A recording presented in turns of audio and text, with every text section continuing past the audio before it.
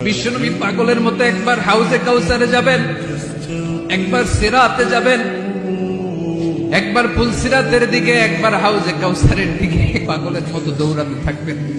তার কোন গুনাহগার উম্মত যাতে জাহান্নামে ঢুকে না যায়, সেদিন কেউ সুপারিশ করতে পারবে না বিশ্বনবী ছাড়া।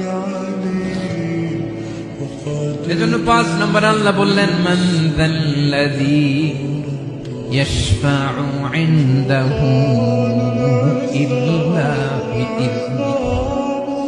কার সাহস আছে, কার এত বড় বুকের পাটা কিয়ামতের কঠিন দিন আল্লাহর সামনে দাঁড়িয়ে সুপারিশ করবে? কারো ক্ষমতা নেই, কারো ক্ষমতা নাই। বিশ্বনবী সিজদায় পড়ে উম্মতের জন্য কাঁদবেন, সবাই কাঁদবে, নফসি নফসি, আল্লাহ আমারে বাঁচাও, আল্লাহ আমারে বাঁচাও। বিশ্বনবী বলবেন, উম্মতি উম্মতি। বিশ্বনবী আমার জন্য কাঁদবেন, আপনার জন্য কাঁদবেন, আমাদের জন্য সেদিন কেঁদে কেঁদে জাহান্নামের দরজায় দাঁড়িয়ে আমাদেরকে টেনে টেনে জান্নাতে ঢুকাবেন।